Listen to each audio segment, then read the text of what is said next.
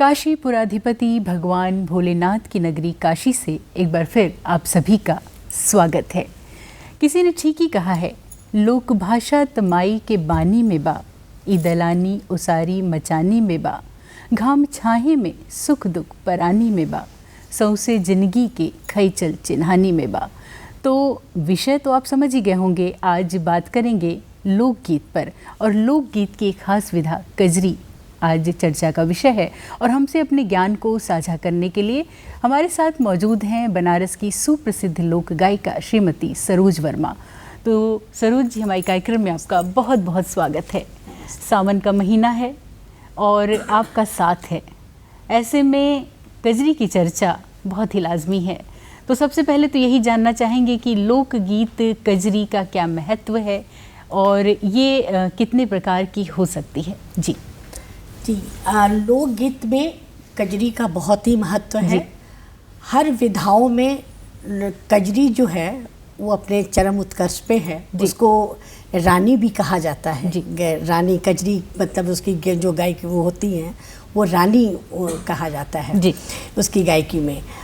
और कजरी आप देखते हैं जब बहुत गर्मी से व्याकुल होके जब एकदम फटीक हो जाते हैं हम लोग गर्मी से, तो जब आप काले बादलों को जब आप देखते हैं तो एक जो अच्छा सा हम लोग को उत्साह, जो ऊर्जा और जो प्रसन्न चित्त मन होता है उसका प्रभाव पड़ता है। बिल्कुल। अच्छा, दूसरी बात है कि मनुष्य क्या, पशु पक्षी सभी एक बादल जब मौसम चेंज होता है उसको देख कर सभी बहुत रोमांचित होते हैं, खुश होते हैं। तो कजरी जो है इसको ऋतुओं की रानी कही जाती है जी। और इसमें ये है कि जब इसका एक और विधा मैं बता रही हूँ कि कजरारे बादल को देख के और विंध्यवासिनी देवी जी को याद किया जाता है। वहीं से कजरी मिर्ज़ापुर से ये शुरू हुआ है, उन्हीं की आराधना की जाती है। तो ये हम लोग कजरी का जो चलता है गंगा दशहरा से ये शुरू होता है और ये लास्ट भादो में, मतलब भादो तक भी गाई जाती है। ये नवरात्र से पहले, पितृपक्ष से पहले इसको खत्म किया जाता है जी। लेकिन जब इसका चरम उत्कर्ष जब आता है तो गंगा दशहरा के बाद से भी मौसम अनुकूल नहीं होता, क्योंकि कभी वो मतलब गर्मी होती है। लेकिन नाग पंचमी से हमारे यहाँ कजरी गाने की विधा ये शुरू होता है जी। तो उसमें क्या होता है कि कजरी में जो गांव की औरतें हैं, मेन वही लोग सारा वो सब किया करती हैं। तो गांव की औरतें हैं, ये लोग एक अपना ग्रुप बना के घर से काम काज से खाली होके रात को चौहट्टे पे, चौहट्टा एक गांव का एक बड़ा सा जगह होता था जहां सारी औरतें मिल के इकट्ठा होके वो गाना वो शुरू होता था। तो उसी दिन नाग पंचमी से एक हमारे यहाँ है कजरी का, कजरी रोपनी यानी जरई का। तो उस दिन क्या होता है कि नाग पंचमी में सुबह नाग पंचमी में इनका पूजा होके नाग देवता का पूजा होता है, घर में बहुत सारे पकवान बनते हैं।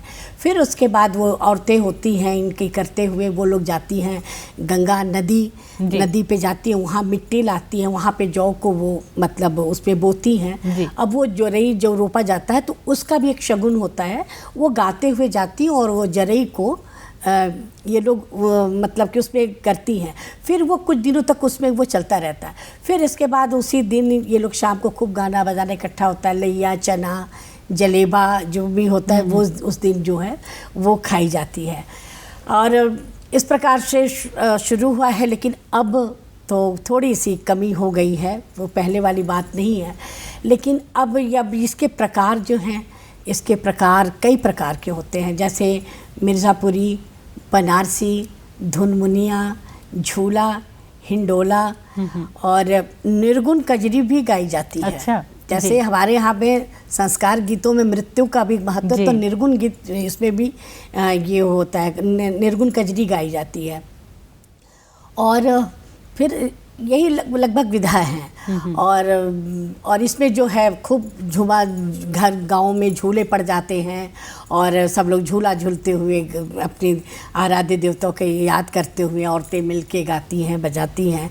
तो ये सावन माह में लगभग क्या होता था कि ये नियम होता था कि जो ही सावन शुरू होता है, यानी कि नाग पंचमी से बताते हैं, नाग पंचमी से लेके और महीनों तक खूब झूला झूलना और चौहट्टे पे गाना गाना, कजरी का मतलब कि गीतों का होता था सब। हाँ, औरतें आनंद लेती थी।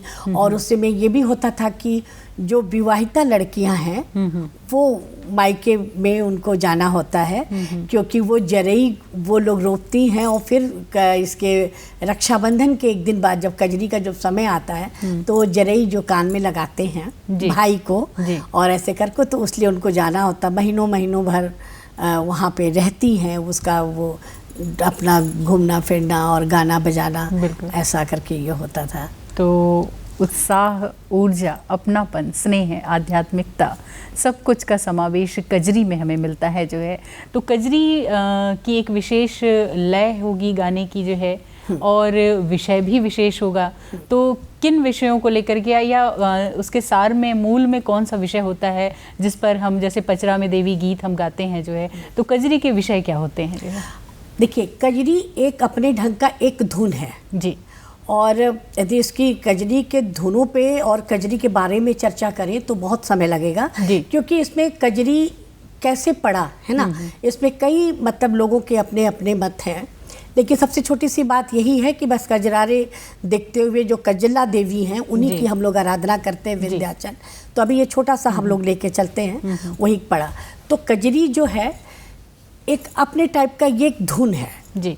तो इसमें जैसे मिर्ज़ापुर, बनारस, ये दोनों लोगों ने कहते हैं कि ये बड़ी भिन्नता है कि उसमें हरे रामा लगता है तो यहाँ पे हरी हरी लगता है, लेकिन ऐसा कतई नहीं है, क्योंकि मिर्ज़ापुर की लड़कियाँ भी बनारस पे आई जाती, बनारस की लड़कियाँ मिर्ज़ापुर, तो उसमें मतलब कि वो फ़र्क नहीं पड़ता कि हरे रामा लगाएं कि हरी हरी लगाएं। तो उस पर बात बस यही होती है कि अपनी गायकी, जैसे कि हर 40 किलोमीटर के बाद आपके जो आवाज़, हाँ, ये थोड़ा से चेंज हो जाते, तो वो वही फ़र्क पड़ता है। तो कजरी का अपना मिर्ज़ापुरी धुन है, बनारसी धुन है, धुन मुनिया का होता है कि जैसे आप कभी कभी आप बारिश देखती हैं, जब धीरे धीरे धीरे धीरे चुटपुट बारिश होती है तो उसी लय के लिए धुन मुनिया बनती है। तो उसी हिसाब से जो औरतें वहाँ पे होती हैं वो गोला बना के उसी लय में झूमते हुए, जिस हिसाब से वो बारिश की जो लय होती है जो हमेशा ठुमुक होता रहता है, तो वो होता है। झूले के अपने अपने ये गीत हैं, और कजरी बस उसकी एक अपनी लय पक्की है कि यही होती बनारसी, यही होती मिर्ज़ापुरी, यही कजरी की अपनी ये लय होती है जी। अब ये कैसे हुआ, तो ये तो बहुत पहले जो एक निर्धारण हो गया, जैसे हमारे रागों में हुआ गया कि राग यमन है, राग भैरवी है, इन्हीं रागों में गाना है, तो वैसे हमारी कजरी का भी है कि एक अपना धुन निर्धारण है। ये कजरी, ये मिर्ज़ापुरी कजरी, ये बनारसी कजरी, ये ऐसे करके सब हैं जी। तो ये है जी। तो अगर बनारसी कजरी की बात करें, क्योंकि हम बनारस की भूमि पर हैं, तो आपके मुखारबिंद से हम कुछ सुनना चाहेंगे। अच्छा तो बनारसी कजरी में मैं ये बता रही हूँ कि जब भगवान कृष्ण राधा से मिलने के लिए जी वो एक मणिहारी यानी स्त्री का रूप धारण करते हैं और वो जाते हैं और अपने सिर पे चूड़ियाँ लेते हुए, किस चूड़ी बेचते हुए जाते हैं, किसी तरह से राधा को पुकारेंगे और राधा से मुलाकात होगी। तो मैं एक सुना रही हूँ। बिल्कुल। हरे रामा कृष्णा बने मणिहारिन, पहिन लिन्हा सारी रे हरी। हरे रामा कृष्णा बने मणिहारिन, पहिन लिन्हा सारी रे हरी। सर धरे डलरिया भारी, चूड़ियों की जोड़ निराली रामा। अरे रामा सोहे गले में हार, नारी मत वारी रे हरी। अरे रामा कृष्णा बने मणिहारिन, पहिन लिन्हा सारी रे हरी। क्या बात है जो है, बहुत ही सुंदर। अभी इतनी सुरीली आवाज़ और इतने सुंदर शब्द और ये जो आत्मा अभिव्यक्ति होती है जो है कजरी के माध्यम से, लोकगीतों के माध्यम से, ये बहुत ही सुखद है। लेकिन आप एक लोक गायिका हैं जो है, क्या वर्तमान है कजरी का या ऐसे लोकगीतों का, और क्या भविष्य है जो है इसका, आपके माध्यम से हम ये जानना चाहेंगे। जी, इस समय पहले जो होता था कि मैं बताऊं कि पहले कजरी के अखाड़े होते थे, कजरी दंगल होते थे जी। और आप जैसा बताया कि कजरी औरतें गाती थी, है ना। उसके बाद से धीरे धीरे जब ये ख़त्म हुआ तो पहले के जैसे जो राजा महाराजा राजाओं का चलता था या वहाँ के पूंजीपति वर्ग है, ये लोग करते हैं, लेकिन आधुनिक में अब थोड़ा सा लोगों का इंटरेस्ट कम हो गया। और हर घरों में भी, गाँव में भी ये बात है कि शिक्षित होना भी, उनकी लड़कियां, उनकी बहू बेटियां जो हैं पढ़ी हैं तो उनको पर्याप्त छुट्टी नहीं मिलती, तो इसलिए वो कोई उत्सव नहीं मना पाती हैं, तो इसका भी कारण है। और दूसरी बात है कि मैं ये भी कहूँगी कि आजकल को जो आधुनिकता का भूत लोग को ऊपर चढ़ा हुआ है, जैसे कि नए नए फिल्मी गाने, कोई भी आपके पास कोई त्यौहार आया, फिल्मी गाने बजा के अपने कार्यक्रम या अपने त्यौहार को सेलिब्रेट कर लेना जी, हाँ, ये भी होता है। तो इस वास्ते भी ये पिछड़ा हुआ है कि कोई इस पर ध्यान नहीं देता है। और मेरे समझ से कि हमें ऐसा लगता है कि यहाँ कजरी के लिए यदि सरकार नहीं, सरकार की तो अलग बात है, जैसे यहाँ के जो हमारे पूंजीपति वर्ग हैं, यहाँ बहुत सारे यहाँ पे अपने अपने क्लब्स हैं या लोग जिम्मेदार जो नागरिक यहाँ पे हैं, तो जब ऐसी कोई ये सब आता है, अवसर आता है, इस पे कोई एक सामूहिक प्रोग्राम करें, उनको इनवाइट करें, और तब ये बात बनती थी। देखिए भारतेंद्र युग में भी जब ये दंगल और ये अखाड़े जब ख़त्म हो रहे थे तो भारतेंद्र युग में उन्होंने संभाला, और खुद वो अपने भारतेंद्र हरिश्चंद्र जी जो हैं वो खुद अपने बलबूते पे वो 4 महीने वो कजरी का वो प्रोग्राम वो करते थे और सारी कलाकारों को बुलाते थे, और ये था।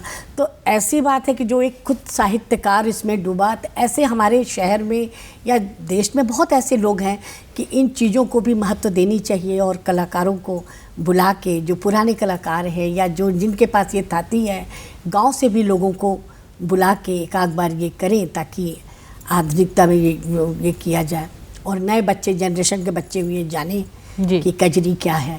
जी बिल्कुल जी। जैसे कि भोजपुरी को महत्व दिया जा रहा है यूनिवर्सिटीज़ में, जो है अब बाकायदा एक सिलेबस के रूप में है वो जो है, और उनकी पढ़ाई हो रही है, जो है विदेशों तक में उनकी चर्चा हो रही है और पढ़ाई हो रही है जो है।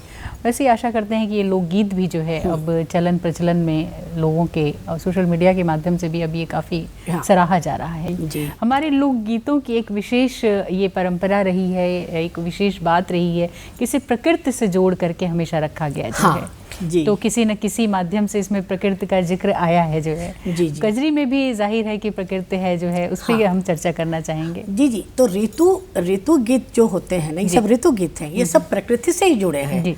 जैसे कि आप गर्मी से जब व्याकुल होकर जब आप आती हैं, तो जब एक ठंडी फुहार और काले बादल छाते जो मौसम आपके अनुकूल जब होता है, तब कजरी होता है। फिर जब आप होली को रख लीजिए, वो भी एक लोकगीत विधा जो है, एकदम ठंड से एकदम परेशान हो रही है, उसके बाद एक जो बड़ा ही सुंदर मौसम जब आता है, बसंत का आता है, तो अनुकूल जो है, तो उसके हिसाब से भी किया जाता है। तो हमारे ऋतु गीत जो हैं ये सब प्रकृति पे ही आधारित है, उस पे ही आधारित है कि जैसी प्रकृति जो है उसी से हमारा कजरी बना है, होली बना है, बसंत बना है।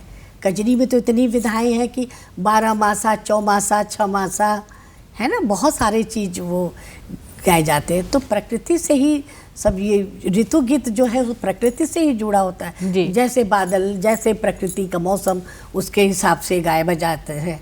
गर्मी का है तो गर्मी का भी अपना गीत होता है, जाड़े का है इसका भी गीत है जी, कांवर का भी है, तो झूले का भी गीत है, तो बहुत सारे हैं।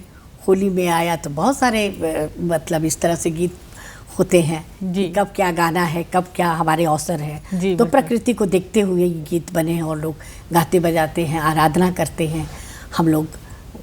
जी, कुछ है प्रकृति की पूजा, प्रकृति का संरक्षण, ये सब हमारी लोक विधाओं में, लोकगीतों में स्पष्ट ही परिलक्षित होते हैं जो है। और बात कजरी की हो रही है, अब बरबस ही मन कर रहा है कि एक और कजरी आपसे सुनी जाए जो है, तो एक झूला गीत क्यों ना हो जाए। अच्छा, झूला गीत मैं सुना रही हूँ जी। झूला झूले कृष्ण मुरारी, लचके कदम की डारी ना, कि झूला झूले कृष्ण मुरारी, लचके कदम की डारी ना। राधा झूले कृष्ण झुलावे, राधा झूले कृष्ण झुलावे, लचकत डारी ना, कि झूला झूले कृष्ण मुरारी, लचकत कदम के डारी ना। क्या बात है, बहुत खूब, बहुत सुंदर जो है। अच्छा, हमारे यहाँ के लोकगीतों की एक विशेषता ये भी रही है कि जन्म से लेकर मृत्यु तक हर परंपरा, हर रीति रिवाज, हर संस्कार के लिए गीत बने हुए हैं। ये जो मौसम है सावन का, इसमें धान की रुपाई भी होती है जो है, तो रुपाई के दरमियान भी कुछ गीत महिलाएं गुनगुनाती रहती हैं जो है, वो जो गीत होते हैं वो किस प्रकार के होते हैं? देखिए, ये जो गीत जो धान की रुपाई है, कटाई है, तो ये निश्चित ये इसमें सावन में ही ये समय सीजन में है धान बोना, ठीक है।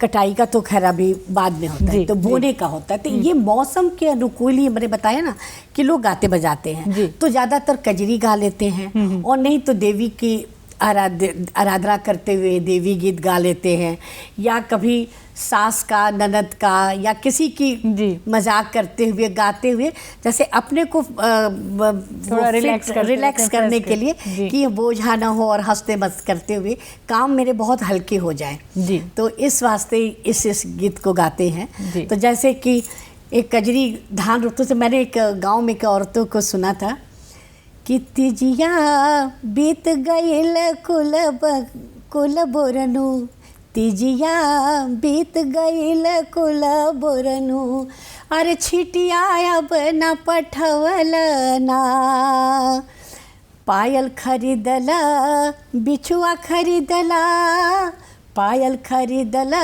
सवत पहिरैला, हमके तनिको नाही पठवला, तीजिया बीत गईल कुल बोरनु, अरे छिटिया अब न पठवल ना। तो एक ये भी बड़ा लाइट मूड होता है, हंसी मजाक करते हुए भारी से भारी काम कर लेती है। हाँ, और लेकिन ये भी जो गीत हमने सुना है मैं गांव में जाके, ये भी कजरी धुन पे, ये हमारी जो मिर्ज़ापुरी कजरी और ये मिलती जुलती है ना। तो ये गाते हुए ऐसे कभी देवी का आराध्य करते हुए ऐसे ऐसे करके ये बहुत सुंदर ये विषय है कजरी का। हाँ, और बड़े सुरीले अंदाज में आपने जो कजरी प्रस्तुत की जो है, बहुत बहुत धन्यवाद आपको देना चाहेंगे। आपने अपना समय हमें दिया और आज इस विषय पे अपनी जानकारी हमें दी जो है। तो उम्मीद करते हैं कि इसी के साथ आपसे फिर होगी मुलाकात। तब तक के लिए दीजिए इजाज़त। नमस्कार। नमस्कार।